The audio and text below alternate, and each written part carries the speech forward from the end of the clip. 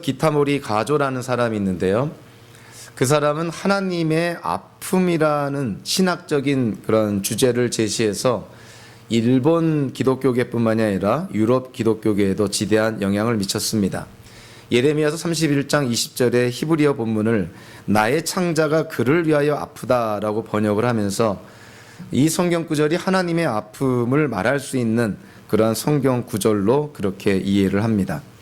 그가 말하는 하나님의 아픔이라는 것은 죄인에 대한 하나님의 사랑을 말하는 것이며, 더 나아가서 하나님의 사랑을 배신하는 죄인에 대한 하나님의 변치 않는 사랑을 표현하는 것으로 이해를 합니다.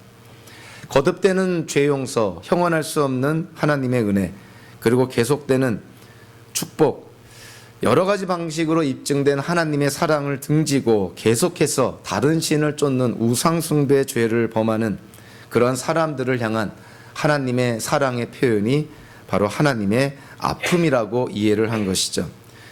헬라식으로 우리가 하나님을 이해할 때 하나님은 감정이 없는 이상한 하나님으로 이해할 가능성이 있습니다. 그러나 성경에서 말하는 하나님은 인격적인 하나님이시죠. 그렇기 때문에 감정적인 요소를 성경에서는 자주 언급을 합니다. 하나님이 분노하시기도 하고 기뻐하시기도 하고 슬퍼하시기도 하고, 하나님의 아픔이라는 표현은 하나님이 우리와 같은 인격적인 하나님이시라는 것을 강조하면서 하나님의 사랑을 다른 측면으로 강조하는 표현으로 그렇게 이해를 합니다.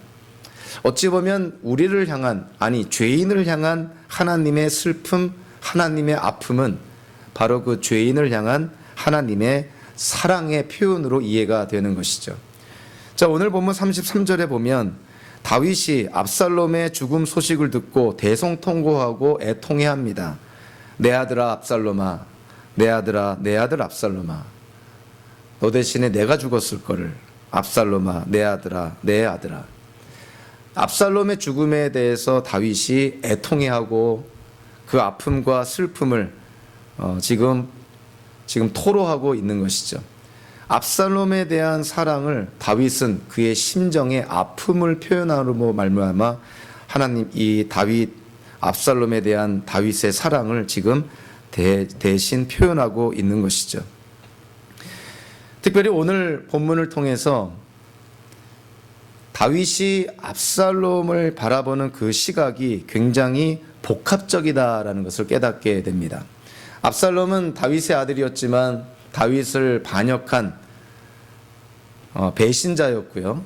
어찌 보면은 아비를 반역한 정말 천하에 둘도 없는 그런 불효자식이라고 볼 수가 있는 것이죠.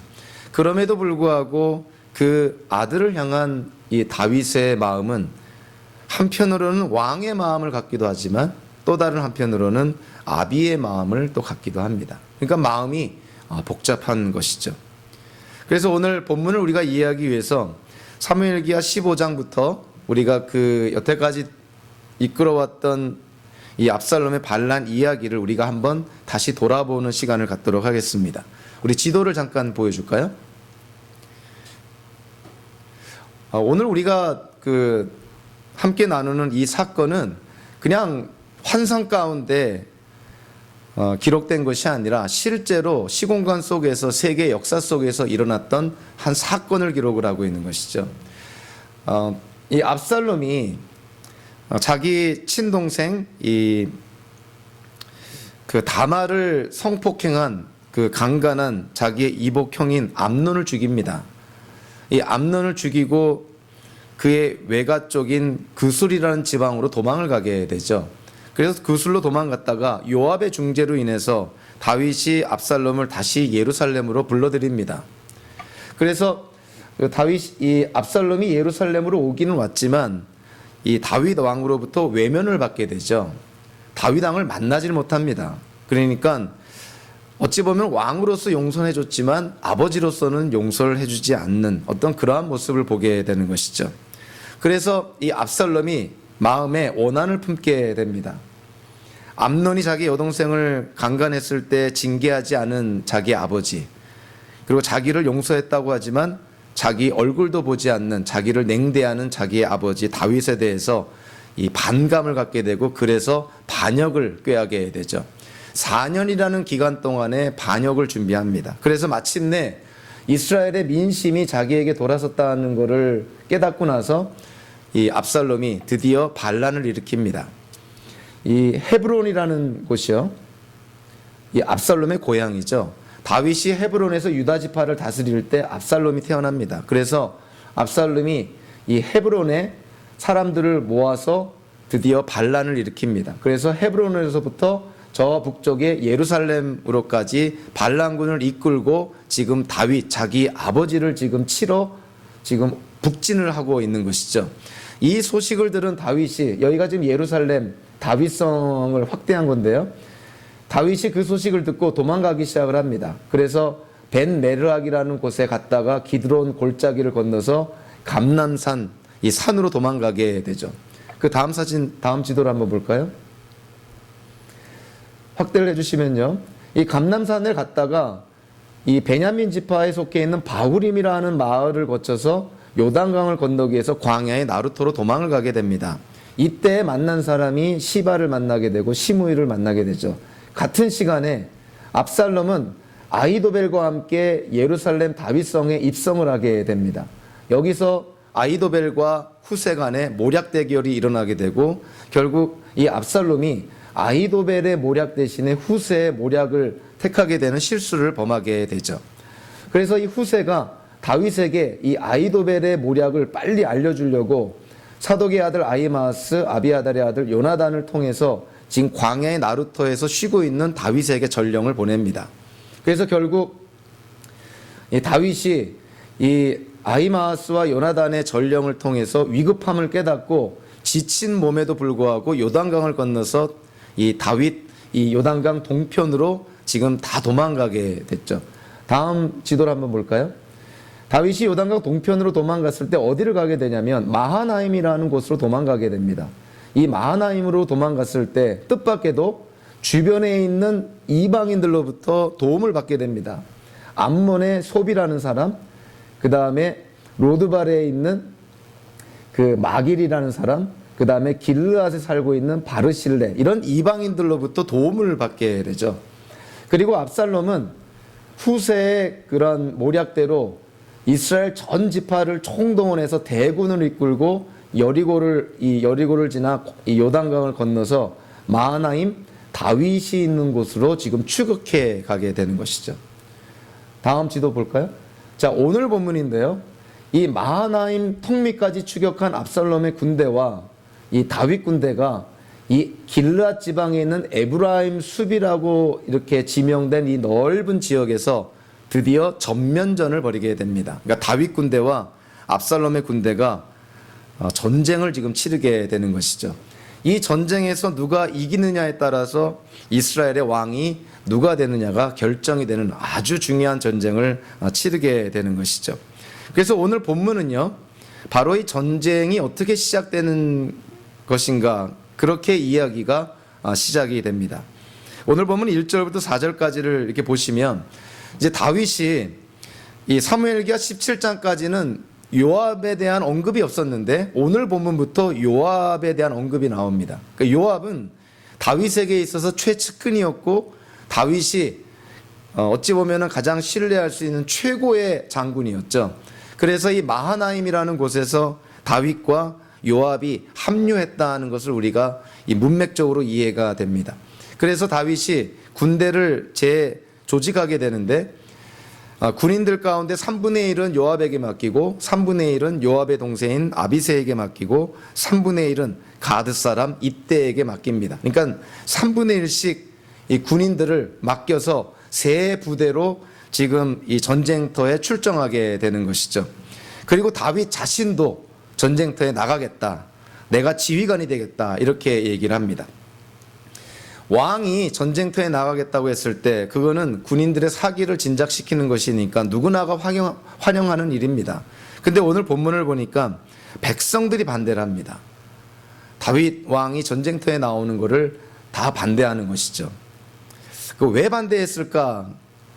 이 앞에 그 전쟁의 어떤 그 준비하는 과정, 또 오늘 전후 문맥을 통해서 우리는 몇 가지 추측할 수 있는 이유들을 우리가 발견하게 됩니다. 첫째로 압살롬의 참모였던 아히도벨이 낸 계략을 한번 생각해 보면요, 쉽게 이해가 됩니다. 아히도벨이 어떠한 계략을 세우냐면, 다윗과 전쟁을 치를 때 다윗의 신하들, 다윗을 따르는 백성들은 문제가 되지 않는다는 것이죠. 그들은 2차적인 것이다. 제일 중요한 것은 다윗을 죽여야 된다는 거예요. 그것이 이 전쟁의 핵심이라는 것입니다. 그러니까 다윗에게 집중해서 전쟁을 치러야 된다는 것이죠. 다윗만 죽으면 다윗을 따르는 자들이 다 압살롬에게 돌아올 것입니다. 이것이 아히도벨의 모략이었죠. 그래서 오늘 이 다윗을 따르는 백성들, 군인들도 마찬가지로 얘기하는 것입니다. 우리가 전쟁터에 나갔는데 다윗 왕이 전쟁터에 있으면 압살롬의 군인들이 우리는 아마 안중에도 없을 것이고 다윗 왕 당신만 공격할 것입니다. 그러니까 이거는 오히려 전쟁에 도움이 되지 않는다는 것이죠. 그러니까 다윗 왕은 전쟁터에 나오지 않았으면 좋겠습니다. 그리고 이제 문맥적으로 또 찾아볼 수 있는 두 가지 이유가 더 있는데요. 다윗은 이미 나이가 많이 든 늙은 왕입니다. 한창 전성기는 지난 왕이죠. 그래서 늙은 왕이 전쟁터에 나가면 군인들의 입장에서는 적군과도 싸워야 될 뿐만이 아니라 늙은 왕도 보호해줘야 됩니다. 그러니까 전쟁에 도움이 안 된다는 것이죠. 그러니까 다윗 당신 늙었으니까 괜히 전쟁터에 나오지 말고 마하나임 성에서 우리를 지원해 주시오, 그런 것입니다. 세 번째 이유도 쉽게 추측이 되는데요. 지금 다윗의 군대가 싸우는 군대가 누구의 군대냐면 압살롬의 군대입니다. 압살롬이 누구죠? 다윗의 아들이죠. 전쟁터에서 다윗 왕의 아들을 죽여야 된다는 것은 생각보다 쉽지가 않습니다. 그러니까 군인들이 굉장히 부담을 갖겠죠. 자기가 섬기고 따르는 왕의 아들을 죽여야 된다는 것은 어느 누구도 쉽지 않습니다. 그러니까 군인들이, 백성들이 다윗에게 전쟁터에 따라오지 말라고, 전쟁터에 출전하지 말라고 그렇게 요청하는 것이죠. 다윗도 그들의 요청이 일리가 있다고 생각을 해서 마하나임 성에 그대로 남기로 합니다. 그러면서 오늘 5절에 보니까 어쩔 수 없는 아비의 마음으로 지휘관들에게 부탁을 합니다. 요압과 아비새와 이때에게, 세 명의 지휘관들에게, 그리고 다른 이스라엘 백성들이 다 듣도록 분명하게 부탁을 합니다. 5절에 뭐라고 부탁하냐면, 전쟁터에서 압살롬을 만나거든 압살롬을 너그럽게 대해달라. 반역자가 아니라 내 아들처럼 대해달라는 것이죠. 다른 말로 하면 죽이지 말라는 것입니다. 비록 내 아들이 반역을 했지만 그래도 내 아들이니까 내 아들 너그럽게 대해주시오. 목숨을 살려주시오. 그에게 자비를 베풀어 주시오. 이것이 다윗이 요청하는, 부탁하는 것입니다. 아무리 아버지의 마음이라 하더라도 지금 압살롬의 군대와 전쟁을 하러 나가는 군인들에게 적군의 수장, 적군의 대장을 죽이지 말라는 이 다윗의 부탁은 사기를 떨어뜨리는 것이죠. 사실은 군인들에게 사기를 저하시키는 그러한 말입니다. 다윗이 해서는 안 될 말을 지금 하고 있는 것이죠. 전쟁에 나가는 군인들에게 적군의 지휘관을 죽이지 말라는 말은, 이거는 해서는 안 되는 말이죠. 그러니까 다윗이 아직까지도 이 압살롬을 바라보는 그 아비의 마음이 여전히 남아있는 것입니다.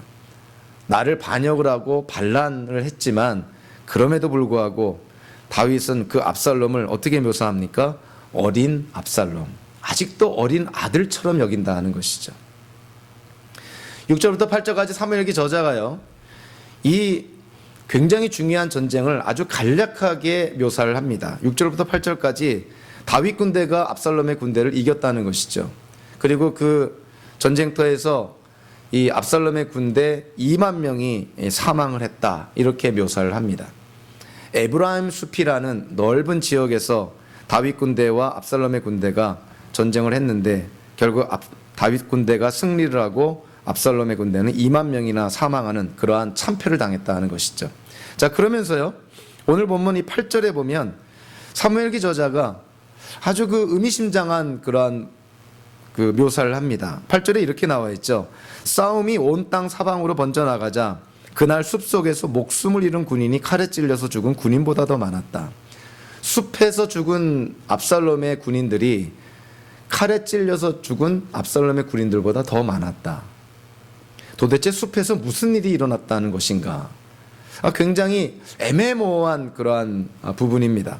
그래서 어떤 학자들은 이 숲에서 그 목숨을 잃은 군인들이 더 많았다는 것을 이걸 그냥 상식적으로 이해하는 학자들도 있습니다. 그러니까 이 에브라임 숲이 워낙에 지형이 험하고 뭐 절벽도 있었을 것이고 궁덩이, 뭐 구멍, 계곡 굉장히 험했기 때문에 자연적인 그런 지형 때문에 전투를 하다가 칼에 찔려 죽기보다는 사고로 죽은 사람들이 군인들이 더 많았을 것이다. 이렇게 상식적으로 해석하는 학자들이 있습니다. 그것도 물론 가능한 해석이긴 하지만 아무리 그렇다 하더라도 사고로 죽은 군인들이 많았다 하더라도 설마 전쟁터에서 칼에 찔려 죽은 군인들보다 수가 더 많았을까? 이건 아무래도 그런 해석은 상식적으로 잘 받아들여지지가 않습니다. 그래서 우리는요, 오늘 본문 외에 다른 곳에서 오늘 본문을 해석하는 어떤 단서를 좀 찾아볼 수가 있습니다. 여호수아가 이스라엘 백성들을 이끌고 약속의 가나안 땅에서 전쟁을 벌일 때 여호수아기 10장 11절에 이러한 내용이 하나 나옵니다. 주님께서 거기에서부터 아세가에 이르기까지 하늘에서 그들에게 큰 우박을 퍼부으셨으므로 많은 사람이 죽었다. 우박으로 죽은 자가 이스라엘 자손의 칼에 찔려서 죽은 자보다 더 많았다. 여러분들 표현이 굉장히 비슷하다는 거 못 느끼시겠어요? 우박으로 죽은 자가 이스라엘 군인들의 칼에 찔려 죽은 자보다 더 많았다는 것이에요. 자, 우박으로 죽었다는 것은 결국 이 가나안과의 전쟁에서 누가 이스라엘 군대를 도왔다는 겁니까? 하나님이 도우셨다는 것이죠. 하나님이 도와서 하늘에서 우박을 내려서 이스라엘 군인들 칼에 찔려 죽은 사람들보다 하늘에서 떨어진 우박에 맞아서 죽은 적군들이 더 많았다는 것입니다. 이것과 아주 유사한 표현인 것이에요. 숲속에서 죽은 군인들이 칼에 찔려 죽은 군인들보다 더 많았다. 여기서 사무엘기 저자가 간접적으로 암시하는 게 뭐냐면 이 전쟁이 하나님의 전쟁이라는 것입니다. 하나님이 다윗으로 하여금 이 전쟁에서 승리하게 만드셨다는 거야. 사람, 군인들의 칼에 찔려서 죽은 사람보다 숲속에서 더 많이 죽었다는 것은 하나님이 다윗 군대에게 승리를 가져다 주었다는 것이죠. 사무엘기하 17장 14절에서 우리는 이미 이 성경 구절을 대했습니다. 주님께서 이미 압살롬이 재앙을 당하게 하시려고 아히도벨의 좋은 모략을 좌절시키셨기 때문이다. 압살롬이 왜 후세의 모략을 택했을까? 그것은 하나님이 압살롬에게 심판하시기로 작정하셨기 때문에 아히도벨의 모략이 훨씬 더 좋았지만 압살롬이 후세의 모략을 택하도록 하셨다는 것입니다. 그러니까 하나님이 압살롬을 징계하기로 작정하셨기 때문에 오늘 본문에서 다윗 군대가 압살롬의 군대에게 승리를 한 것도 그러한 큰 경계에서 우리가 이해를 해야 된다는 것이죠. 하나님이 압살롬을 징계하기로 작정하셨기 때문에 오늘 전쟁에서 다윗 군대가 압살롬의 군대를 이긴 것입니다. 그래서 사무엘기 저자가 8절에서 그거를 이렇게 간접적으로 묘사한 것이죠. 숲속에서 생명을 잃은 군인보다 칼에 찔려 죽은 군인의 수가 이 칼에 찔려 죽은 군인들보다 더 많았다. 즉 하나님의 역사였다는 것이에요. 사무엘기 저자는 오늘 이 전쟁에서 누구에게 초점을 맞추냐면 무엇에 초점을 맞추냐면 다윗이 전쟁에서 어떻게 승리했는가 여기에 초점을 맞추지 않고요. 압살롬의 죽음에 초점을 맞춥니다. 압살롬이 어떻게 죽게 되었는가. 자, 9절부터 13절까지를 보면 압살롬이 죽임을 당하게 되는 어떤 그런 과정을 우리에게 얘기를 합니다. 압살롬의 머리카락이 얼마나 아름다웠으면 모든 이스라엘 사람들이 압살롬의 머리카락을 부러워했습니다. 숱도 많았고 머리도 길었고 윤기도 나고 해마다 머리카락을 자르면 엄청난 양의 그런 분량이 나왔는데요. 그 자랑스러웠던 머리카락, 이 압살롬이 다윗 군인들과 만났을 때 도망가느라 울창한 나무 밑을 지나가다가 그 머리카락이 이 나무의 가지에 걸리게 됩니다. 그래서 이 밑에 있는 동물은 빠져나가고 압살롬은 이 상수리 나무 가지에 매달리게 되죠. 그 매달리는 것을 이 이스라엘 군인들이 요압에게 보고를 합니다. 지금 압살롬이 나무에 매달려 있습니다. 어떻게 할까요? 자, 근데 요압의 반응을 보면요. 요압이 그 군인을 야단칩니다. 너 나에게 이렇게 보고할 게 아니라 당장에 압살롬을 죽였어야 되지 않느냐. 그러면 내가 상을 많이 받았을 텐데, 이런 것입니다. 근데 그 군인이 요압에게 이러는 것이죠. 다윗 왕이 지금 전쟁에 나갈 때 우리에게 부탁한 것을 우리가 다 들었는데 어떻게 다윗 왕의 부탁을 듣고 다윗 왕의 아들인 압살롬을 죽일 수가 있겠습니까? 그럴 수는 없습니다. 이런 것이에요. 다윗 왕이 직접 부탁을 한 것을 모든 이스라엘 군인들이 다 들었기 때문인 것이죠. 요압이 그 말을 뭐 듣지도 않고요. 당장에 이 칼을 들고 나아가서 나무에 매달려 있는 압살롬의 심장에 칼을 찔러서 죽입니다. 그리고 옆에 있던 요압의 군인들도 같이 압살롬을 칼로 쳐서 죽이게 되는 것이죠. 이 요압이라는 사람은 참 무지막지한 사람이죠. 다윗의 신복이긴 했지만, 다윗의 굳은 일을 다 맡았지만, 그리고 다윗의 최고의 장군이긴 했지만, 다윗이 그렇게 부탁한 압살롬의 생명 뭐 거침없이 죽여버립니다. 이 요압이라는 사람은 자기의 앞날에 방해가 되는 사람은 뭐 누구든지 관계없이 다 죽여버렸죠. 아브넬이라는 장군도 죽이고 압살롬도 죽이고 이제 뒤에는 아마사라는 자기의 친척까지도 다 죽입니다. 자기 앞길에 방해가 된다고 했을 때는 거침없이 살인을 저지르는 사람이 요압이었던 것이죠. 사무엘기 저자가 오늘 본문 18절에 보니까 압살롬의 행적에 대해서 의미심장한 말을 남깁니다. 이 18절에 보니까 평소에 압살롬은 자기 이름을 후대에 남길 아들이 없었다고 묘사하는데요. 앞에 문맥에서 보면은 압살롬이 아들이 3명이나 있었다고 기록을 합니다. 그래서 우리 성경학자들은 아마도 압살롬의 아들들이 어릴 때 다 죽었을 것이라 이렇게 추측을 합니다. 그래서 압살롬이 이제 아들이 없으니까 자기의 이름을 남기기 위해서 비석을 하나 세웁니다. 그래서 그 비석의 이름이 압살롬의 비석이라 하는 것이죠.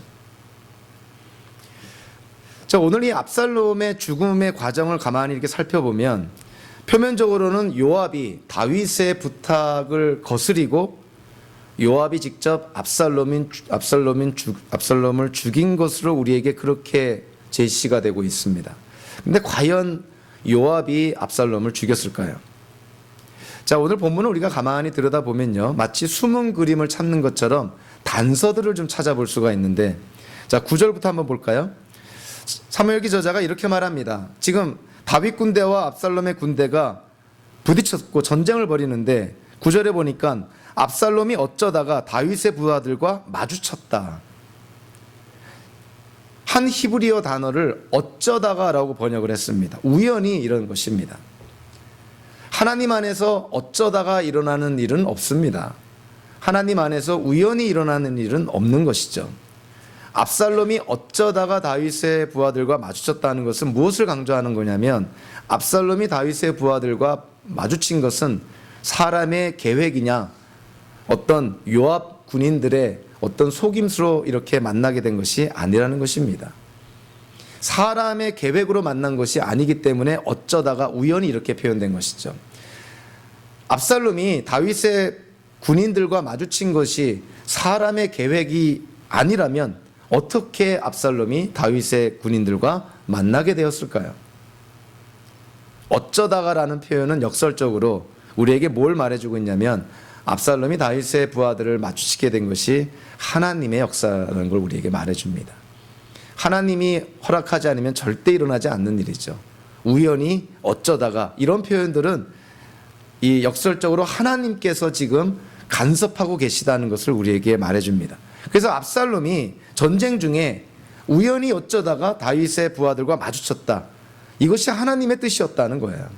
그리고 또 하나 10절에 보니까 압살롬이 상수리 나무에 매달려 있습니다. 나무에 매달렸다라는 표현이 나오죠.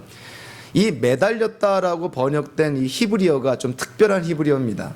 이 히브리어가 어디에 또 사용이 되냐면 신명기 21장 23절에 나무에 매달린 사람은 저주를 받을 것이다 라는 이 하나님의 율법에 사용이 됩니다.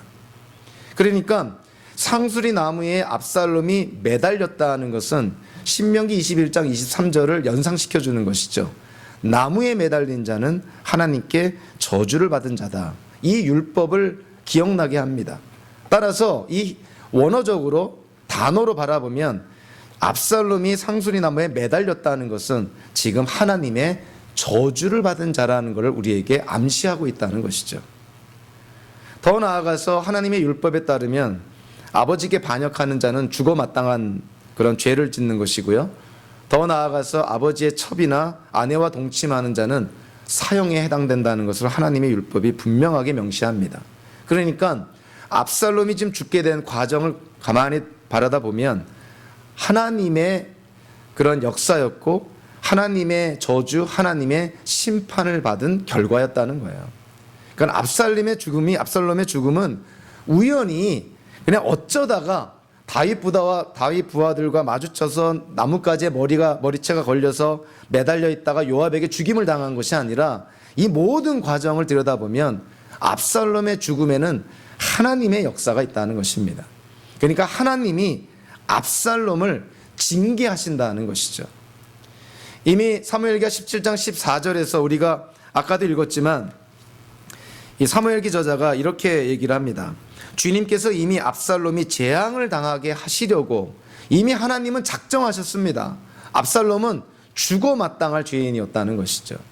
그래서 하나님이 압살롬을 징계하는 과정 속에서 오늘의 사건들이 일어나고 있는 것입니다. 우리가 한 가지만 더 이 부분에서 더 나아가서 이해를 하면요.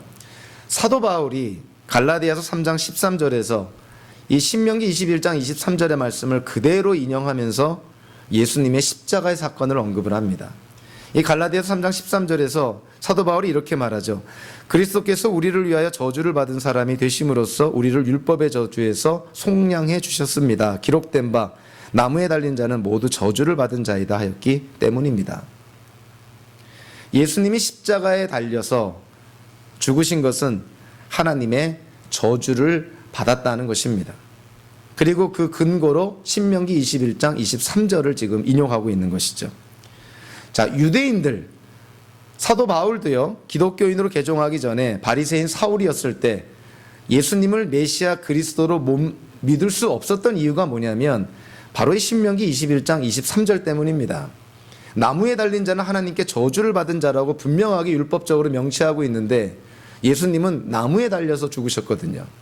십자가에 달린 저 예수라는 자가 어떻게 하나님의 저주를 받은 저 예수라는 자가 어떻게 우리의 메시아 그리스도가 될 수가 있겠느냐? 그래서 유대인 사울이라는 청년도 예수님을 메시아로 믿을 수가 없게 됩니다. 근데 나중에 이 사울이요, 부활하신 예수님을 만나고 나서 결국 나중에 사도 바울이 되고 나서요, 이 십자가의 사건을 바르게 이해를 합니다. 사도 바울이 예수님 믿기 전에는 50%만 이해를 합니다. 아, 예수라는 자가 십자가 나무에 달려 죽었으니 하나님의 저주를 받은 자구나. 그래서 저 예수는 메시아가 될 수가 없다. 이렇게 결론을 내렸는데 나중에 부활하신 예수님을 만나고 나서 사도 바울이 깨달은 것이 있습니다. 처음은 같은 것이죠. 예수님이 십자가상에서 하나님의 저주를 받았습니다. 자, 그런데 나중에 사도 바울이 깨닫게 된 것이 뭐냐면 예수님이 왜 십자가상에서 하나님의 저주를 받았을까요? 예수님 자신의 죄 때문이 아니라 하나님이 구원하시기로 예정하신 하나님의 자녀들의 죄를 대속하시기 위해서, 즉 저와 여러분들을 대신해서 예수님이 십자가상에서 하나님의 저주를 받았다는 것입니다. 그거를 사도 바울이 나중에 깨닫게 된 것이죠.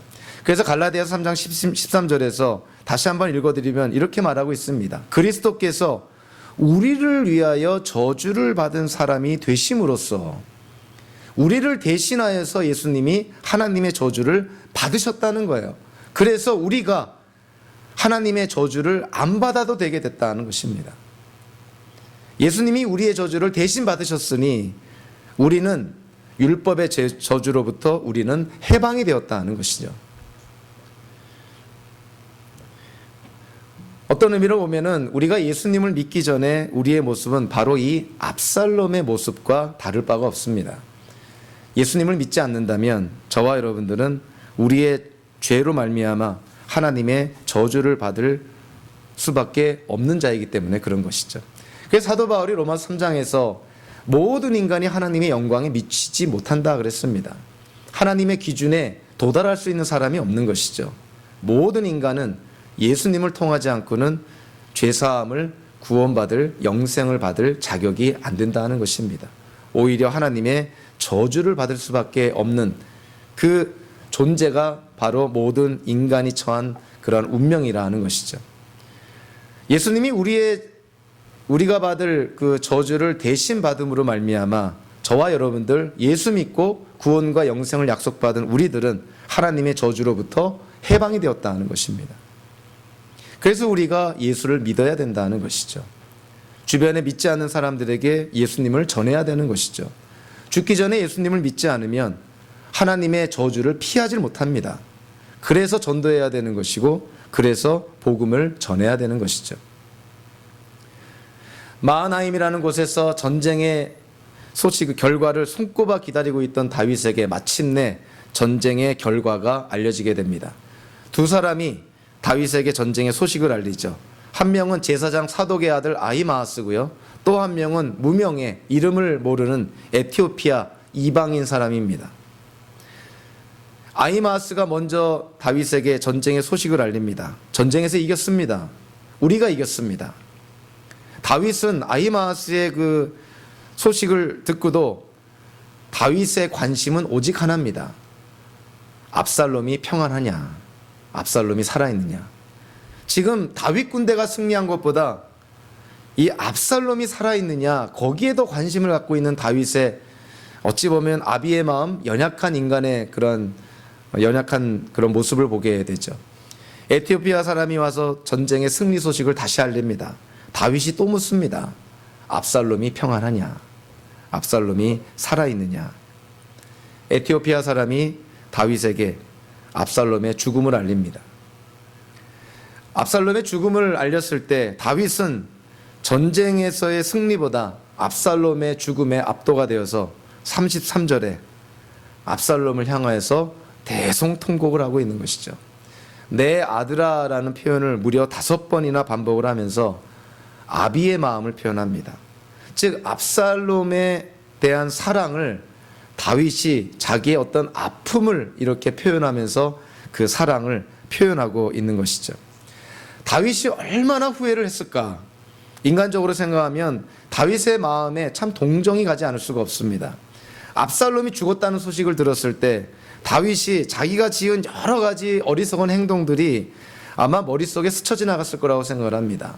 밧세바와 간음한 것, 우리아를 죽인 것, 암논이 다말을 성폭행했을 때 암논을 징계하지 않았던 것, 압살롬이 암논을 죽였을 때 압살롬을 징계하지 않았던 것, 왕으로서 아비로서 해야 될 도리를 다하지 않은 그 모든 자신의 잘못된 선택 결정들이 아마 다 머릿속에 스쳐 지나갔을 것입니다. 그러나 이미 후회하기는 늦었던 것이죠. 결국 다윗의 간음죄와 살인죄로 말미암아 한 집안의 근친 상간의 죄가 벌어지게 되고 이복 형제 간의 살인죄가 일어나게 되고 또 자식들이 아비에게 반역하는 정말 이루 말할 수 없는 최악의 그런 상황을 다윗이 겪게 됩니다. 오늘 본문에서 사무엘기 저자가 초점을 맞춘 것은 압살롬의 죽음입니다. 압살롬을 누가 죽였는가? 다윗이 죽였는가? 아니면 요압이 죽였는가? 아니면 하나님이 징계로 죽이셨는가? 다시 한번 우리가 요점을 정리해 보면 압살롬은 전쟁에서 적군과 싸우다가 장렬하게 전사를 당한 것이 아닙니다. 어쩌다가 다윗의 부하들과 마주쳐서 도망치다가 나뭇가지에 머리채가 걸려서 대롱대롱 매달렸다가 그냥 죽임을 당한 것이죠. 하나님께서 이 압살롬을 징계했다는 것을 간접적으로 우리에게 보여주는 사건입니다. 또 하나 압살롬이 상수리 나무에 매달렸다. 이 매달렸다라는 단어를 통해서 이것은 나무에 달린 자는 하나님의 저주를 받은 자라는 하나님의 율법을 우리에게 기억나게 하면서 압살롬의 죽음은 하나님의 저주로 죽었다는 것을 우리에게 말해줍니다. 또 하나 압살롬의 군대와 다윗의 군대가 전쟁을 했을 때 칼에 죽은 군인들보다 숲속에서 죽은 군인들이 더 많았다는 걸 통해서 이 전쟁의 승리가 바로 하나님으로부터 말미암았다는 것을 우리에게 말해줍니다. 이 모든 것들보다도 더 확실한 증거는요, 사무엘기하 17장 14절에서 하나님께서 압살롬에게 재앙을 내리기로 작정하셨다는 사실에 있습니다. 하나님은 이 전쟁이 일어나기 전에 이미 압살롬을 징계하기로 작정하셨다는 것이죠. 그래서 하나님의 징계 가운데 오늘 본문에 일어났던 여러 가지 일들이 다 일어났던 것입니다. 결국 압살롬의 죽음은 하나님께 대한 죄에 대한 하나님의 징계로 하나님이 행하셨다는 것이죠. 오늘 본문에서 우리는 두 사람의 인생을 한번 대조적으로 바라보게 됩니다. 한 명은 압살롬의 인생이고 또 한 명은 다윗의 인생입니다. 자, 압살롬은요, 사무엘기 저자가 오늘 보면 18절에 보니까 의미심장한 기록을 남겨놨다 그랬습니다. 압살롬이 자기의 이름을 이제 이어줄 아들이 없기 때문에 자기 이름을 위해서 비석을 하나 세웠다 그랬습니다. 압살롬의 비석이라 이렇게 사람들이 부른다는 것이죠. 자기 이름을 내세우기 위해서 비석을 세웠다.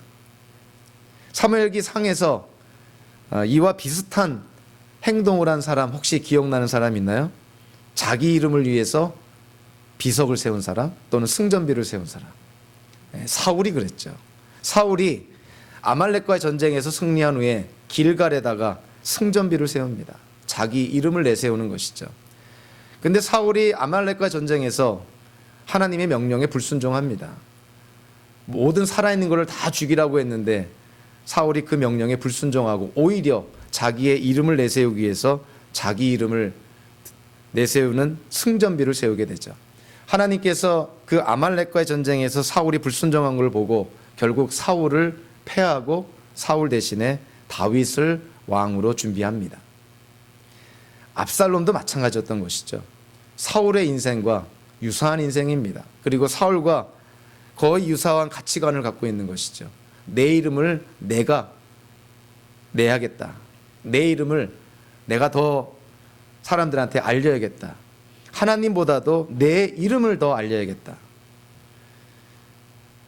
저와 여러분들도 우리가 이 땅을 살면서 하나님의 일을 할 때, 하나님께 소명받아 일할 때, 하나님의 자녀로 몸된 교회 지체로 하나님이 허락하신 사역을 감당할 때 우리 이름을 내려는 유혹을 우리는 순간순간마다 받습니다. 사람들의 이목을 받고 사람들의 칭찬을 받고 신문에서 인터뷰라도 하자는 소리가 들리면 너무 좋아하고 하나님 대신에 내 이름을 내려는 그러한 죄성이 우리에게 다 있는 것이죠. 그래서 압살롬의 인생, 사울의 인생은 우리에게 하나의 경각심을 불러일으킵니다. 자기 이름을 내려고 했다가 인생이 허망하게 끝나는 것이죠. 하나님 없는 인생은 허망하게 끝납니다. 순간 자기 이름이 났다 하더라도 그것이 바벨탑이 무너지듯 그냥 허망하게 무너집니다. 자, 그런데요, 압살롬의 인생과는 대조되는 다윗의 인생이 있습니다. 다윗이 하나님의 마음에 합한 자, 다윗의 믿음과 신앙이 세워졌던 때, 자, 그때가 언제였냐면 놀랍게도요, 다윗이 사울의 칼을 피해서 도망 다닐 때입니다. 다윗이 광야 생활에 있을 때 그때 하나님을 더 찾게 되고 하나님을 두려워하고 하나님의 말씀에 순종하고 정말 미쳐 날뛰는 사울이지만 하나님께 기름 부음 받은 왕이기 때문에 죽일 수 있는 기회조차 다 포기하고 하나님께 맡기는 정말 하나님의 마음에 합한 왕으로서 준비가 되는 과정, 그것이 광야 시절이었습니다. 그 다윗이 왕위에 올랐을 때, 최전성기에 올랐을 때, 하는 일마다 형통했을 때, 그때 다윗은 간음죄를 짓고 살인죄를 짓고 추락하게 되는 것이죠. 그 다윗이 압살롬의 반란을 피해서 도망길에 오릅니다.